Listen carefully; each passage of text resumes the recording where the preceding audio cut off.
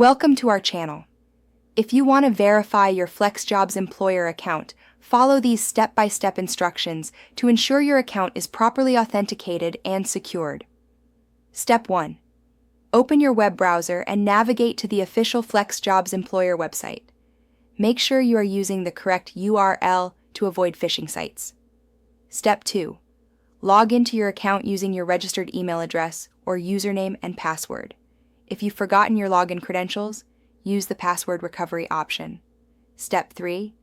Once logged in, locate your profile icon or settings menu, usually found in the top right corner of the page.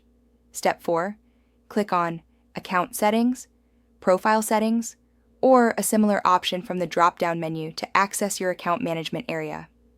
Step 5. Look for a section labeled Verification, Identity Verification, or Account Security. This is where the verification process begins. Step 6. Follow the on-screen prompts to verify your account. This may include confirming your email address, phone number, or providing additional identification documents depending on FlexJobs employer's requirements. Step 7. If email verification is required, check your inbox for a verification email from FlexJobs employer. Click the verification link provided in the email to confirm your email address. Step 8.